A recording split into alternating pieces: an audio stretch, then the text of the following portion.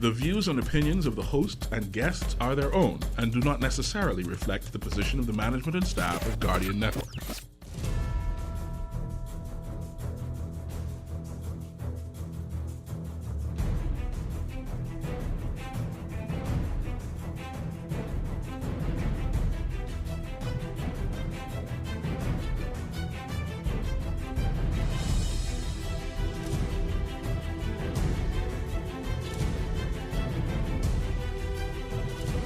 This is Let's Talk Live on Guardian Radio 96.9 FM on this Friday, August 10th, 2018. Good morning. I'm Carlton Smith. You can follow us on GuardianTalkRadio.com. Listen to us on cable channel 969 or BTC Flow channel 612. You can also follow us on Facebook at Guardian Radio, Twitter at Guardian Radio 96, and Instagram at Guardian Radio 969. If you have a smartphone or mobile device, you can download our Guardian Radio app, the BTC Flow to Go app, or the Cable Bahamas Rev Go app, and take us wherever you go today on Guardian Radio 96.9 FM. Today's show is being brought to you by Sky Bahamas. Looking for that flight of a lifetime? You can fly with Sky. By Fidelity Bank Bahamas. Sunshine Insurance Agents and Brokers. Looking for your hurricane insurance or just to fulfill your general insurance needs? Then contact Sunshine Insurance Agents and Brokers today. There you will find local knowledge and global reach. By Bahamas Striping Group of Companies, where you will find quality products and excellent service. They're delivering more than 10,000 back-to-school packs to children across the archipelago this year. By Bahamas Air, we don't just fly here, we live here, Bahamas Air. By Pioneer Bright, nobody solves cleaning challenges better than Pioneer Bright. They're located on Chesapeake Road, opposite Wong's Rubber Stamp. By Commonwealth Bank, your leader in personal banking services in the country. And by Screws and Fasteners, for all your screws and fastener needs, visit Screws and Fastener World at the intersection of Balfour Avenue and Palm Beach Street.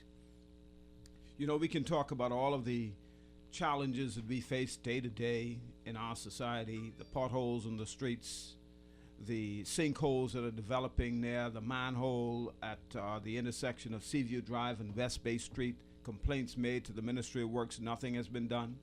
We can talk about the significant inconvenience of the roadworks on Rosetta Street between the Montrose Avenue and Collins Avenue intersection. And we can talk about any number of issues. But we're going to relax today, and we're going to talk about The Spot. The Spot is an annual production now. It's an annual production, right? Yes.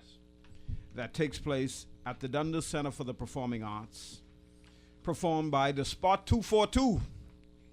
And we have in studio today, representing this production company, this Bahamian theater production company, Gianna Wallace. Hey guys. Sakani Nash. Good morning, 242 people. And Aaron Green. Good morning this morning. And we're expecting another very shortly. We will introduce them when they arrive. But for the benefit of people who have been under the rock for the last few years now and can't seem to find their way from under that rock, we hope that this broadcast will penetrate that rock and they will now understand what is The Spot. What is The Spot 242? The Spot 242 is improv sketch comedy show. And it is a live show performed every summer for the past 16 years. But we took a 4-year break. So we're actually on season 12. And what we do is we do small sketches that reflect Bahamian society. Mm-hmm. And we infuse a message Mm-hmm. to the people who watch. And, you know, some people see the message, some people don't. Mm-hmm. But it's not just about being funny. It's about holding up a mirror to society and, you know, presenting the Bahamian society in a way that makes people sometimes ask a question. Because ultimately, you know, it's cool to be funny. Like, it's really cool to be funny. Right. But it's even cooler to weave a message into that may allow people to consider their own behavior Mm-hmm. and consider if their behavior is something that they may want to continue or may want to change. But It's interesting when you see yourself reflected on stage or in the media. That's the whole essence of comedy, and that it brings relief to the society from all of the tense moments that we have from time to time, all of these heated discussions that we have, all of these differences that we can't seem to resolve. Exactly. It helps us to Cut relax that tension in and an release. environment, Right. and observe how we look on stage when we are in these tense moments. Very much so. Very much so. And we're able to laugh at it and then reflect on it. Exactly. And so improv means what? For the benefit of the people who are interested in improvisation, what does that mean? That no, you don't have a script that you prepare, you don't have any Exactly. lines that you learn? There are no lines to learn. There's no script to follow.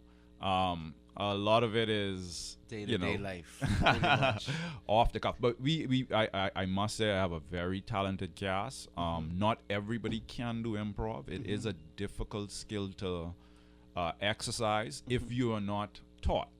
And a part of what we do with our practice, we practice for 4 months. And so we teach people the art of improv, how to use a situation without being necessarily told what to do. But the thing about it is, even though we don't have lines or a script, there is a general framework that we operate within. Do you have themes? Yes, like I said, there's a general framework. So, for instance, this season, you will see, you come out to the show, you will see skits about the superheroes in Justice Gardens, and they are the Justice Avengers.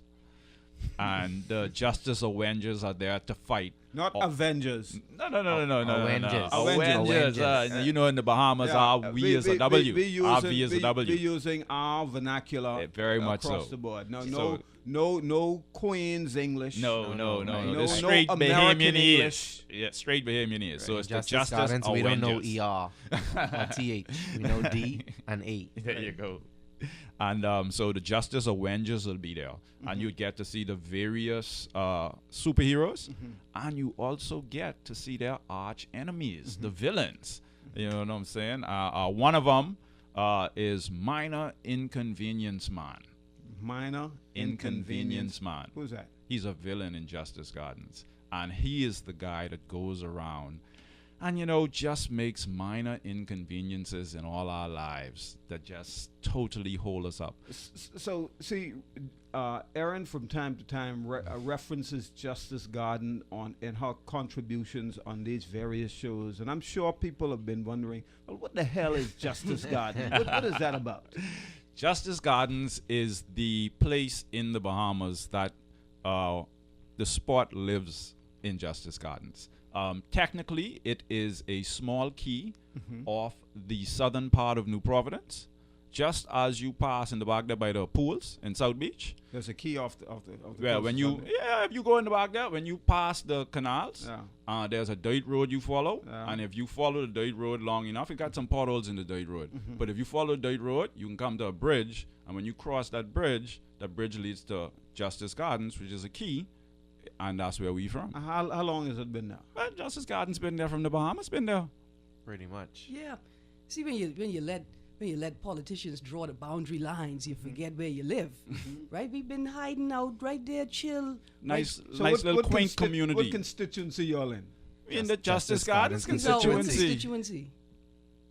So who y'all voting for? Well, we got a wide variety of people who's a part of the government, but We just voted out Dion Fitzmiller. Yeah. Yeah, he had to go. He was in Dion? he was in meeting the Dion political Fitzmiller. criteria. Dion Fitzmiller. Yeah. And you'll see him if you join us this weekend. You will see him on stage and figure out what happened to him. If you've been following us on the TV show, you would see what happened to him. Well, you'll see how he suffered through the election, right? And he lost his seat. And if you come and join us this Saturday, you'll see his fate after he lost his seat. Dion Fitzmiller. Dion Fitzmiller. Okay. Mr. Dion Fitzmiller. Not the honorable. Well, Not anymore. Not anymore. Oh, okay. Right? Yeah. So we have, it's just like being in the Bahamas, right? We got parties. We got the PLPP. We got the FNMM, the DNAA.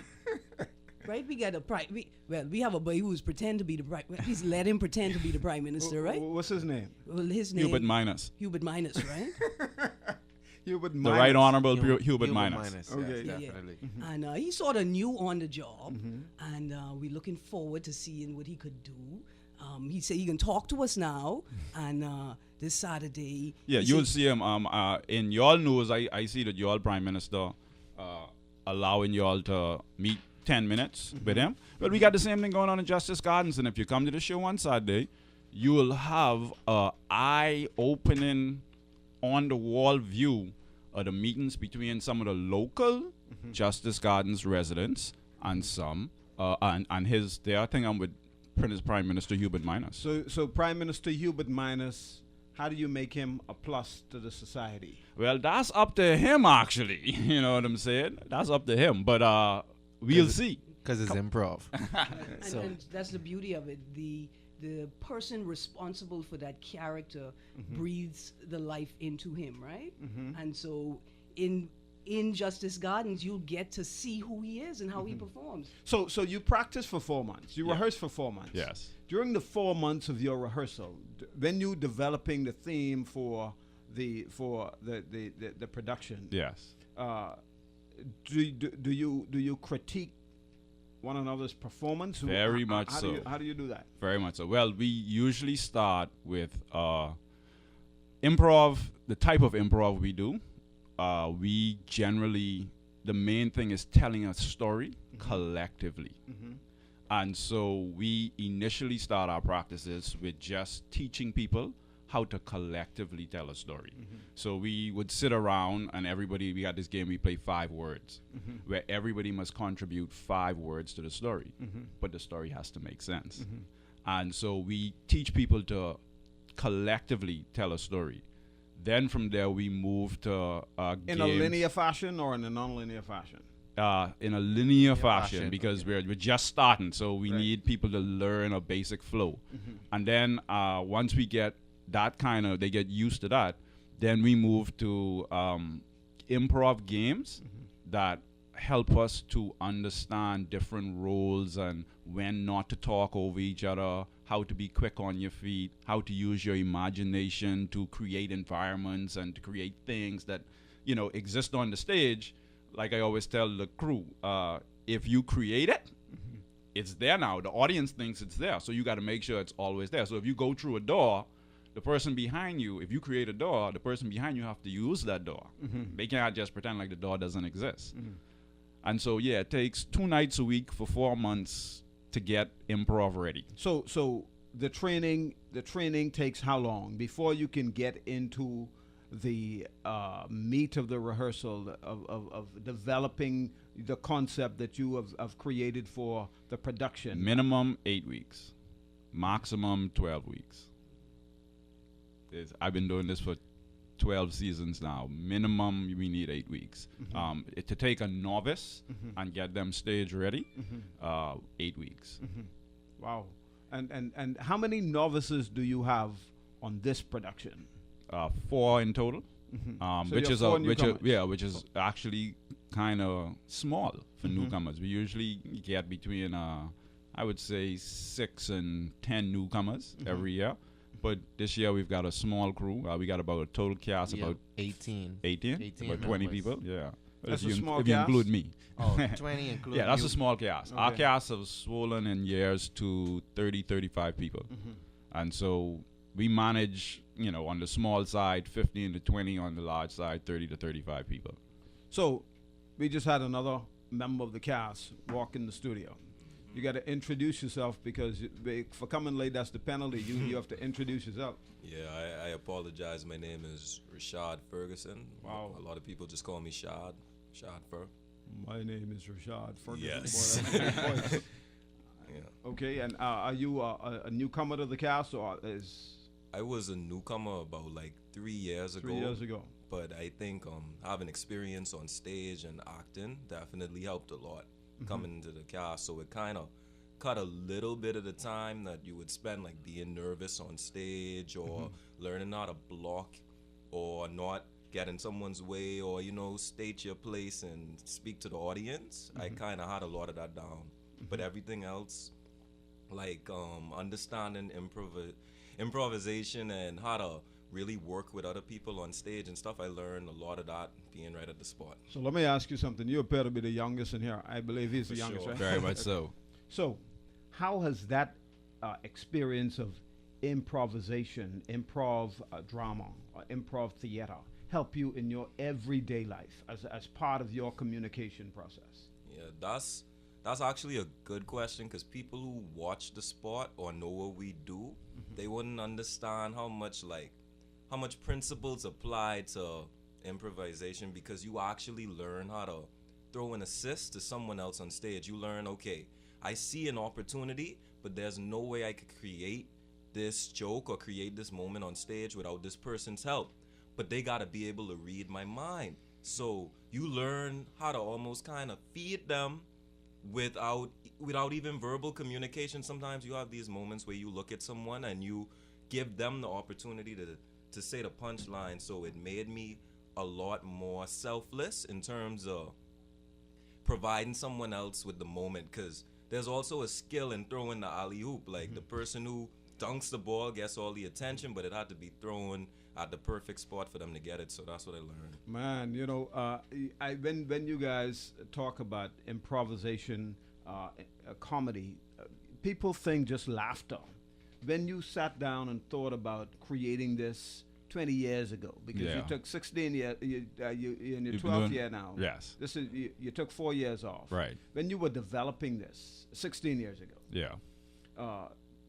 Did it occur to you that this is a vital aspect of the development of the communication process of Not individuals? at all. The individuals who helped to create this, we were young people from college looking for a medium to express our talents. Would have never thought it would have developed into what it did. At the time, what we were doing, we were organically creating a formula for improv comedy. And at the time, we didn't even recognize it. It was not until we were about 5 years in that we actually understood that we had a formula. We had created a formula for improv comedy down here.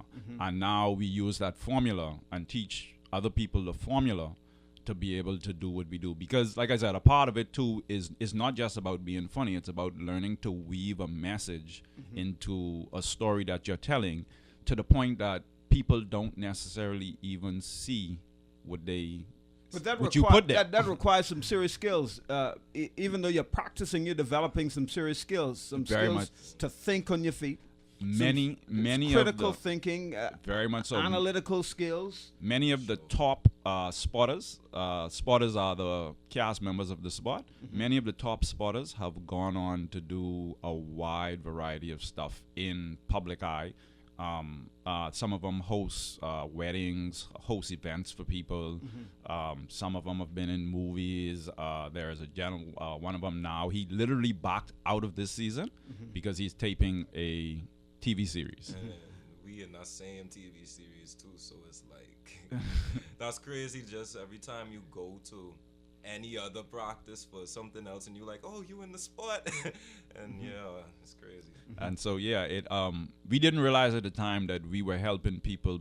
We were creating a formula that helps people build life skills for communication.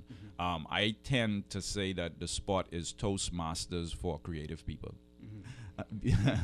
And that may be even more powerful than Toastmasters, because when you think about the ability to think on your feet, to analyze, to Very think much critically so. in the moment. moment, you know, Right. at least Toastmasters give you an opportunity to go away, prepare something, research it, come back, and now you present it and you read it. You're reading a presentation as opposed to thinking on your feet. Being able to be creative in the moment. And making sense.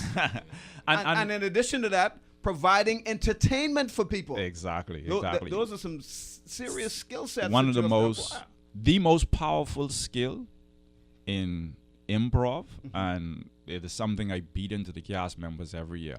The most powerful skill in improv is listening. You cannot do what we do if you're not listening to your cast members while they are on stage. There is so much given when you're doing improv. There is so much to be given to you if you listen to what the person is saying. And there are many times in comedy that you thinking about something and you only thinking about the joke you want to tell, and so you're not listening to the person who is in essence feeding you, and you could mess up the timing of the joke because you're too busy in your head. The idea of improv is we doing this together. It's not about you, it's not about me, it's about us. And so if you thinking about you, like Rashad said, it teaches you how to be selfless and how to be able to say, this is about a collective experience. And so it's not necessarily about who gets the funny or who gets the joke. It's about all of us telling this story and making it funny. See, that's the key, because listening is a key component of communication. Exactly. It is the key component of communication. Exactly. And listening is not only to what you're about to say or what you're saying, but what you're not saying. Exactly. Because that, in my mind, if this is going to work, I have to listen to what Aaron is not saying to be able to pick up on what Aaron just said. Exactly. You get it. You get it. And another thing, most important, improv teaches you how to fail and move forward.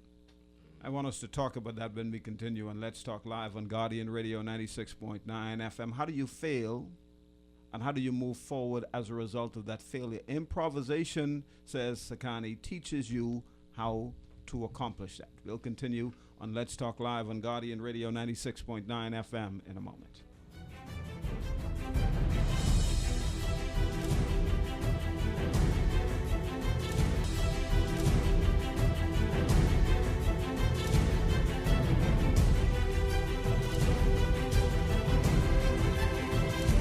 Welcome back to Let's Talk Live on Guardian Radio 96.9 FM. The Spot is in the house. The Spot is in the house. I'm saying the Spot. The Spot.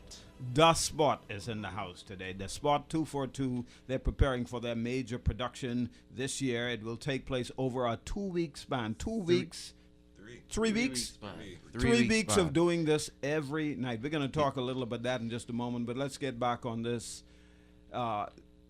concept that it teaches you how to fail and move forward. Yeah.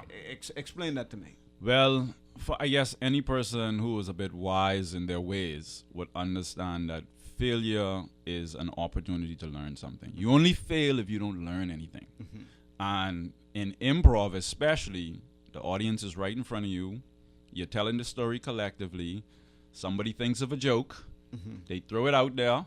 And it bombs. You know, a part of comedy itself. Crickets. A part of comedy itself is the risk of bombing. And in improv, it is a part, you know, in comedy, it is a part of the experience. And so there are times when you learn by failure. You throw out a joke, you fail, but on stage, you got to keep telling that story. Right. So you have to move even forward. If you fail. You can't just say, okay, that joke didn't work, I go leave the stage. No, I mean, one of the things we teach in improv at our practice is if you're assigned to a skit, and if you leave the stage, we don't expect you to go back in the dressing room and start to undress. We expect you to stand in the wings in case we need you to come back on stage. This is improv. So if you know your 1 minute on stage may be gone, but we may need you a little later on. Don't go no place. Because we may fail, we may be failing, and we may need you to come and help us out. And so it teaches you to move forward, to continue in your failure, to move forward and keep trying. When you look at the Saturday Night Live model we've grown up with on NBC, right. Not every story or sketch is funny to every audience member, right? There are definitely sketches that are made for a certain grouping of people, right? Constituents of citizens and things. And so most important is telling the story, right? And so in Nassau, you can't, like these guys say, you can't fail and then try walk off the stage. The people will come in the dressing room and come get you, like, hey, I paid for this. But they appreciate that you continue to tell a story and that you ended the story, right? That's the most important the most important part. So how does it feel when you're on stage, Giano, and something like that happens to you? How do you feel? What goes through your head and in that moment? Because you have to continue now. You got to be brave. You got to take your licks, Well- and you got to continue to tell the story. Well, I can only guess how that feels. Oh, you. That's a good one. That's a good one. Because I mean, truthfully, I have had a situation or two where I say something and I don't know if it wasn't funny or it wasn't heard, you know, and that's another thing. Like, you got to make sure when you're on stage, you got to make sure that the people can hear you.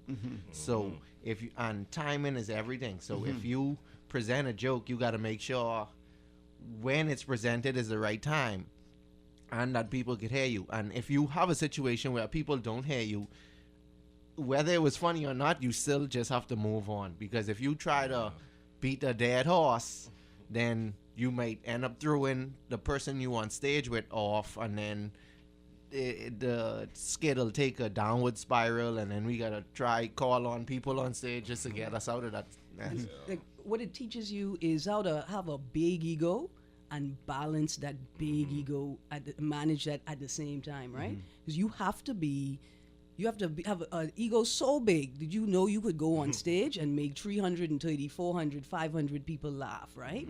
But you also have to have the ego that understands that the joke didn't hit. We have to move on. Yeah. It doesn't matter. Yeah. Feed your cast members. Keep the skit going. Even sorry. Sorry. Go on. Even if you decided in your head like this gonna be that joke, and all I gotta do is wait for this moment and say it, trust me, there are times. Sometimes it's not even the time and just the vibe is off and it just doesn't work, and after you say it, you just in that moment like, oh, that didn't work. So now we gotta move forward into really uncharted territory, because that was how I was hoping to get off the stage. So what I liked about the sports process in terms of learning about failure too is that unlike a lot of creative processes in the Bahamas where you have people just creating these plays or songs or art or any type of creative art form, you don't have enough people that are willing to critique you as honestly as possible. And I think that's where failure becomes like a learning experience in the sport, because you get critiqued so much. Like literally the whole cast has the opportunity to put their hands up and say exactly what they didn't like or why they didn't laugh. And at first, if you're new to it, it might hurt your feelings. It's overwhelming. I definitely tell you that. It's overwhelming. It's dramatic to have the whole room silent and the only thing being said is stuff that's like against what you just suck. I didn't like any of that. and the thing is, it's good though, because once you get up on stage, you learn how to critique yourself, and sometimes you learn how to not be so hard on yourself for failing, because you know how to tell yourself, okay, this happened because of this. It didn't happen because I don't have talent. It didn't happen because I'm not good. It just happened because of this. And They don't tell you that, hey, don't come back. You're cutting it. We actually wait until you realize that you shouldn't come back. No, well, the reality is, Carlton, is that, not everybody is built for improv. No, That's just the reality. Not And- everybody's and- built for comedy either. Exactly. And so, and the interesting thing about what we do is not everybody in the cast is a funny person. There are those of us who are part of a cast who specialize in what we call keeping the story moving. And so they're not there to be funny. They're there to continue the story, to make sure the whole cast getting to where we feel the end of the story is. All the ducks fall in line. Exactly. And so, that's why, when people join and say, well, I don't think I'm all too funny. And we say, don't worry about that. And even the first, I would say, easily month of practice, we constantly tell, especially new people, don't worry about being funny. Don't worry about being funny. Learn to tell the story. Learn to tell the story. The funny will come. Learn to tell the story. And there's 3 seconds that we have. Once we get into practice properly and people understand the process, then we have a 3-second rule where if something is said to you while we are practicing, because like Shadfa said, what we do is we create small 5-minute skits. We take 3 people, we put them on stage, take ideas from the room, literally improv, throw it at those three people. They get to choose one of those ideas, and then they have to perform it in 5 minutes. Wow. And then we critique that. The entire cast get to critique the entire skit, what we like, what we didn't like, what was good, what was bad, all of that. So how many minutes do they have to prepare for that 5 minute? 1 minute. 1 minute. 1 minute. 30 seconds. They have 30 seconds, and then they have 1 minute to gather their thoughts and set a basic plan, and then they have 30 seconds to set up our makeshift stage in where they need chairs in a particular place or they need to switch positions, and then they have anywhere between 3 and 8 minutes maximum to give us a skit on that topic and make us laugh. Wow. Or end it on a good note. Right. And you find that this has been I would be intimidated by trying to come up with something in that short period of time. I don't know what to do. That's why it's not for everybody. Well, I'll say this. Just so you aren't intimidated, always remember that it isn't only up to you. You have team members, like we have castmates. Like even if it's just me and you still have me to support you. So we can figure it out, pretty much. And the practice helps to build that skill, right? Like you said, you don't have to be funny, but if you can listen to cues, if you can push a story forward, and if you could throw an alley-oop, right, then you are a full team member in bringing the funny. In developing stories, there are 3 segments to the story: the beginning, the middle, and the end. Yes. Is that the process that you use in developing this? Not exactly. No. Definitely not. We have found over the years that it's good for us to start at the end. Okay, so there's usually a concept, and the concept can be funny, and then it's a matter how do we create a skit around this concept. So you can have a funny concept, but now you need funny jokes, or you need a scenario that fully blossoms that concept. And sometimes there have been concepts that we have had come to the kitchen, which we call the kitchen, which is all our minds, and it would bounce around, and it still wouldn't develop into something that we think is stage ready. And so we'd put it aside. And there have been times when 2 years later, we bring that concept back, and we got the right minds to stretch it and pull it and mold it into what we think is something that's stage ready. But it is a process that you have to learn, because it is difficult. And it means that you have to engage a collective imagination, right? Yeah. They say when you throw that idea in the pot, it's a good idea, right? The skit is premised in something really funny, Right. but it won't make it to stage if it doesn't capture the imagination of all of the cast members. Like they all have to be able to see it, right? And so it's a great measuring stick, right, to make sure you telling authentic Bahamian stories, because it's not just a story that resonates with one voice or one sector of society. This is not majority support. This No, is egalitarian. 100% support. Well, Yeah. generally 80 to 80%. 90%. Yeah, I could be honest, like 80%. in the 6-7 years that I've been there, I think I may have I bring a lot of ideas to the group. I think about 95%, 98% of my ideas have not made it to stage yet. Aaron is actually responsible for research and development in the spot. So You're responsible for research and development, and 98% of the research is still in development. Yeah. Let's put it that way. Critical thinker you are.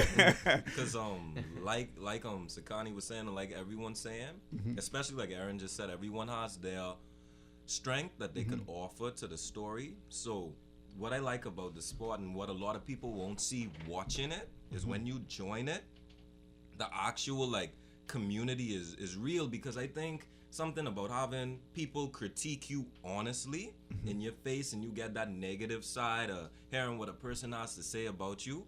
Not about you, about your performance. Yeah, about your performance. About your performance. About your performance. What I think is that a lot of people, because they don't get that, it actually draws them closer to the person that is being honest with them. And plus, all of us come there we come there with full love. Like this, one of the few places where you actually you're gonna hug the people who you working with. You're gonna speak to them as if you're all family, as if you all knew each other the whole time. And I think that does a lot in terms of breaking the ice for people that are just coming, and that chemistry creates what we call like sport magic, and that magic is real. That's what really is give you the ability to go on stage and say, okay, I barely know what we doing, but I trust the people who I on the stage with, so let's do it. Over the last 16 years, how many people would you say have been exposed to this concept of Boy. theater, production Improv development? theater? Yeah. I would say easily 100 people over 16 years. I would say we've had to come in and out of the cast. I would say easily about 100 people. So we have at least 100 people who can accept critical analysis Who should be able to and very critical much so. feedback and not take it personally. Exactly, exactly. Well, no. you can't account for all of those numbers because that's the reason why some of those numbers ain't with us today, because they couldn't take it. So Especially in you have at least 50. At least You have 50. at least 50. 50%. That's a good. The percentage. the process of learning and then the process of performing, these are two extremely intimate acts, right? Like Shad first say, you are essentially hugging every night when we come in. We hug the people, everybody. We greet them and hug them. When we leave, we say goodbye to everyone, right? Because very intimate space. You are asking people to trust you on stage. You're building relationship. Right, and they like I put on a dress this morning, right? Because I trust. Whoop. I trust the people, and I do Hold it. on. Say that again. Listen, What? Whoop whoop. I want to Now, whoop Mr. whoop afterward. Mr. Smith, my name is Maybelline, right? I come all the way from Justice Gardens this morning to be on Bahamas at sunrise because I am one of the 2 finalists in the Justice Gardens all-age beauty pageant, right? And I came to Nassau with my other contestant to ask the people in Nassau why we couldn't be in the Miss Bahamas Universe Beauty pageant, right? And I came in my costume, which was an androsia dress, right? And I come in my dancing shoes because my talent is rake and scrape dancing, right? But to be honest with you, Erin Green don't wear dresses, right? And but I wear dresses. I will But wear. Maybelline does. Maybelline does, exactly. right? Yeah, exactly. Because Maybelline trusts the people she going on stage with. They know her long time. They ain't gonna take no picture and send it around. Right. But they know she got to wear that dress because she got to be able to kick up her knee. That's how you become the rake and scrape champion for 17 years in a row. Mind you, it's just the Justice Gardens all-age rake and scrape championship. Right? Like when you're competing against 7-year-olds, it ain't hard. But I could take every win.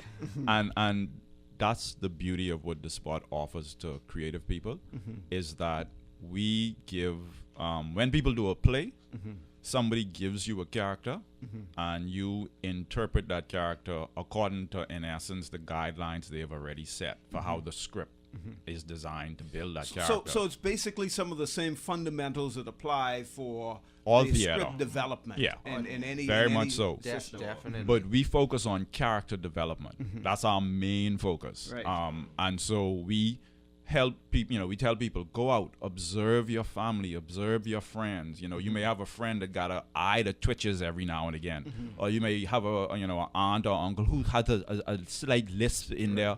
You can use all of this stuff to create a character that is endearing to Bahamians because they know somebody just like that.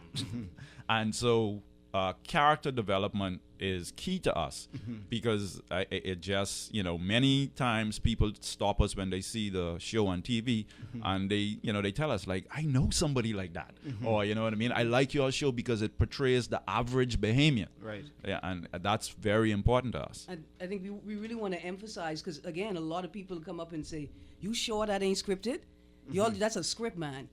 It's not scripted. Like Sakani said, we don't focus on script development. We focus on character development. No, we don't have no script, man. And when you develop a character, you can put that character In into any any situation. situation, right? Exactly. Like so Maybelline, You know what I mean? Is like she said, Erin Green doesn't wear dresses, but Maybelline does. Right. And so she embodies the character of Maybelline, which means wearing a dress. So like if there's a skit about traveling on the jitney, Maybelline already traveled on the jitney, so I don't have to think about what traveling on the jitney is like in an instant because Maybelline is catch jitney. Exactly. Right. You know, And so this concept of character development then is fundamental to how effective this production can possibly be. very much so. Very much so. I'll be honest, like it's so unscripted that I would be scared at this point. Like if at the beginning of this week they say, okay, we have the spot this Saturday night at the Dundas, which we do, but they give me a script and tell me learn that. I'm telling you, everyone would be in panic because you don't have the time to learn a perfect script that's gonna get you to the joke as quick as just going on that stage and applying the principles you learn. Because like you said, this is a form of theater, but just the way this works, it functions better if you don't even have a script to worry I about. see Sakani want to slap you upside your head. This No, isn't a why? form of theater. This is theater. theater. Yeah, Exactly. because No, I know, I share, thought I said we it share is all a the form of the theater. same stage rules. Yeah, it's a form of theater, and the only difference is that there's no script. There's no script. Yeah. Okay. And to prove it to people, you can come out when you come out on Saturday night. It's the next 3 Saturdays, by the way. Each show is different. But when you come out, we will perform So it's every Saturday night. Every every Saturday yeah. for the next 3 The 11th, Saturdays. the 18th, and the No 25th. show is the same. At the Dundas. And what you will see is that we have a So you have 3 distinctly different Different shows, performances yes. every week. Yes. every week. Yes. And if you come on out, what you'll see is we do what is an improv skit where we let the audience give us ideas, and the host will take 3 of them, hand it to the cast. The cast will take about 2 minutes behind the curtain, and then we will come out and perform that right for you in front of you. Wow. So that you understand that there is no No script. script, right. There's also a game we play in practice that we'll bring to the stage called What's Next, where we start a scenario and then we pause it about 2 minutes in, and then we ask the audience to tell us what's going to happen next. And they give us suggestions, and then we perform that for about another 2 minutes, and we pause it again and say, okay, what's going to happen next? So this is an interactive experience with Very the much audience. so, very much so. And the audience has been very receptive to it. Love it.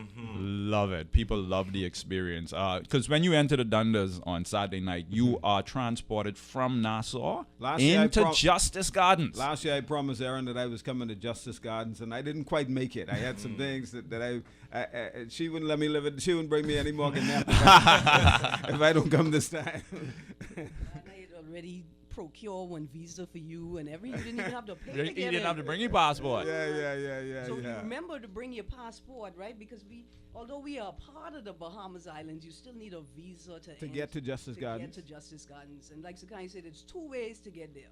You could go via the bridge down back the of track South Beach. road in the back of South Beach, behind the pool, past the dirt road, right? Right. Or you could come The To the dirt road with Dundas. potholes. With potholes. with potholes. If you see the dirt hole without the potholes, that's That's the next wrong road. That's the next road. Yeah, that ain't a road in the Bahamas.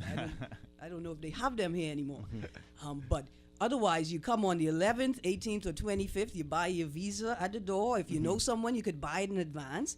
When you walk through the doors, we magically transport you to Justice Gardens. Wow, that sounds wonderful. A magical transformation from the Dundas Center for the Performing Arts to Justice Gardens, where all of the performance of the sport takes place. All of the improvisation of these great talented Bahamians will be on display for you for 3 consecutive Saturday nights at the Dundas Center for the Performing Arts. We're going to talk some more about the production. We're going to open the telephone lines to you to participate in our conversation today following our 11 o'clock news update on Guardian Radio 96.9 FM.